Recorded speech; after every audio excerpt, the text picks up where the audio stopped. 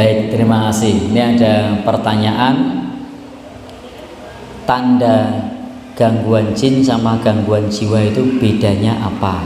Baik, terima kasih. Ini tentu terkait dengan ilmu jiwa, kemudian juga ruqyah. Memang nanti kalau dihubungkan dengan sains akan ada banyak titik perbedaan. Kemudian juga tadi beda gangguan jin dengan gangguan jiwa. Yang satunya apa tadi? Oh, tanda-tanda kesurupan. Baik, terima kasih. Saya mulai dari perbedaan antara gangguan jiwa dengan gangguan jin. Orang yang terkena gangguan jin itu biasanya merasa dirinya aneh. Dia menyadari dirinya tidak beres. Dia menyadari dirinya tidak normal. Ini biasanya gangguan jin. Sementara gangguan jiwa biasanya, ini ilmu kebiasaan. Biasanya untuk orang yang gangguan jiwa, dia tidak sadar kalau dirinya aneh. Dia merasa dirinya baik-baik saja. Bahkan diminta berobat, dia tidak mau berobat. Diminta minum obat, tidak mau minum obat. Diminta untuk melakukan ikhtiar kesembuhan, merasa seolah-olah dirinya baik-baik saja. Sementara kalau gangguan jin itu merasa dirinya tidak beres, dirinya perlu berobat, dirinya perlu ruqyah. Ini diantara perbedaan antara gangguan jin dengan gangguan jiwa. Kemudian kalau gangguan jin itu biasanya ketika orang yang terkena gangguan jin diperdengarkan ayat-ayat ruqyah, itu akan ada reaksi. Jadi akan ada reaksi. Meskipun reaksi itu ada reaksi halus, ada reaksi yang sifatnya keras, tetapi baik reaksi halus atau reaksi keras itu sama-sama gangguan jin. Reaksi yang tampak ataupun yang tidak tampak. Contoh reaksi yang tidak tampak: sedih, merasa marah, hatinya merasa berdebat.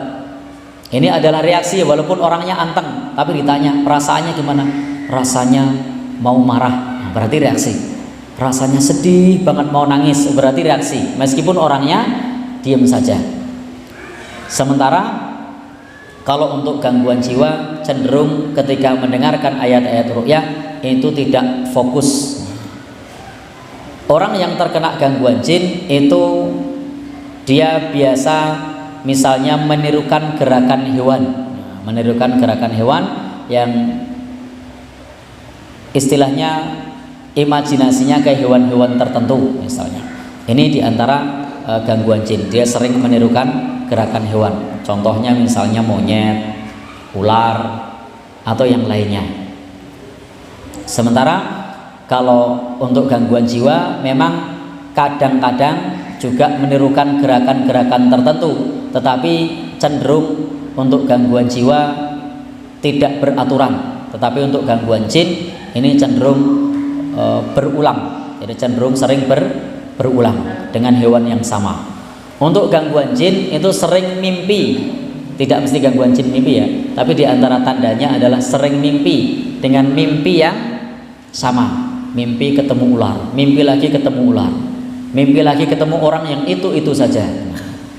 Ini diantara tanda-tanda gangguan jin. Untuk kejiwaan sendiri itu macam-macam. Untuk gangguan jiwa nanti bisa ditanyakan ke dokter yang paham, karena ada skizofrenia, ada bipolar, ada gangguan kecemasan, ada depresi, ada panic attack.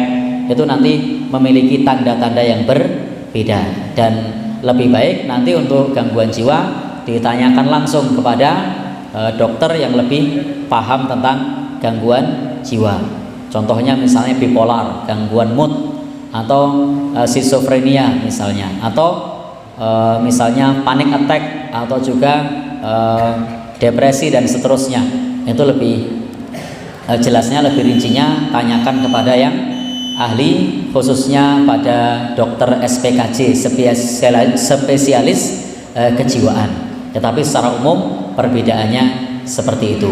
Adapun kesurupan itu ada banyak macam tentang masalah kesurupan. Setidaknya ada 4 jenis kesurupan. Yang pertama ada namanya masun kulli, kesurupan total. Yang kedua adalah masun juz'i, kesurupan sebagian. Yang ketiga ada namanya masun daim, kesurupan terus menerus. Ada yang keempat namanya kesurupan sesaat. Jadi ada macam-macam jenis kesurupan. Ya, masun sendiri atau kesurupan sendiri disebutkan di dalam Al-Quran ketika membahas bab tentang masalah riba. Kemudian juga ruqyah yang dilakukan oleh Nabi Shallallahu Alaihi Wasallam pada orang yang terkena gangguan jin.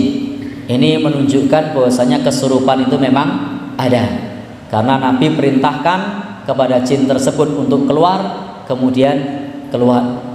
Kemudian juga ayat-ayat ruqyah yang diajarkan Nabi Shallallahu Alaihi Wasallam kepada para sahabat Rasulullah Shallallahu Alaihi Wasallam itu bukti bahwasanya memang kesurupan itu di dalam agama kita ada.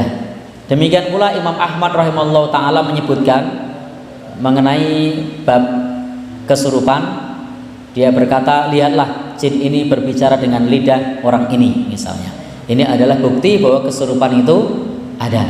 Maka para ulama membahas terkait bab masalah kesurupan ini memang benar-benar ada, meskipun nanti dalam disiplin ilmu lain disebut dengan bahasa yang berbeda, tetapi hakikatnya yang berbicara tidak seperti biasanya, yang berkata-kata tidak seperti biasanya, yang berperilaku tidak seperti biasanya.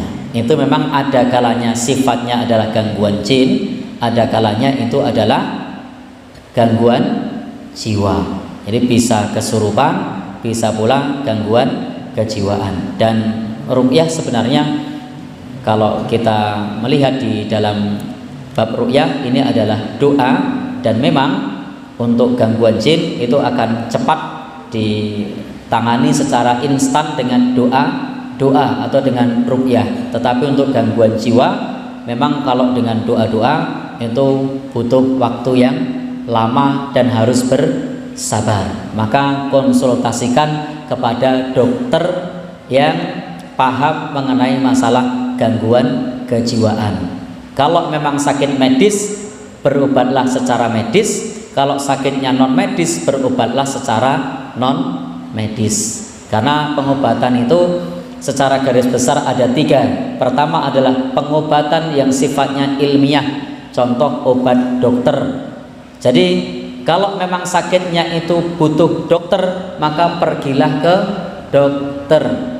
Jadi silahkan pergi ke dokter. Ini namanya pengobatan yang sifatnya ilmiah, butuh riset, butuh ilmu. Yang kedua ada obat yang namanya alamiah. Untuk alamiah ini seperti obat-obatan herbal atau pengobat-pengobat tradisional. Ini sifatnya alamiah, tukang urut, tukang pijet, dan seterusnya. Kemudian yang ketiga obat yang sifatnya ilahiyah, yakni kita berdoa. Contohnya adalah ruqyah. Nah, ruqyah ini memang sifatnya adalah berdoa.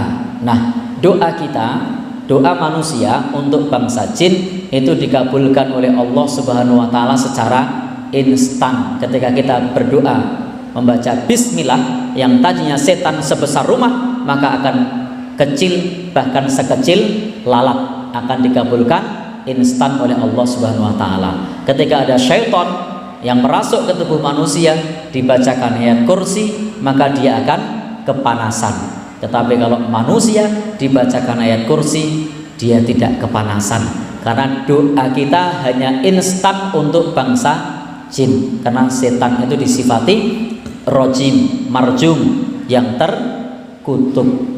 Maka Allah berikan kelebihan kepada bangsa jin mampu melihat manusia, dan Allah berikan kelebihan kepada manusia doanya bersifat cepat dikabulkan oleh Allah Subhanahu wa ta'ala. Wallahu a'lam bishawab.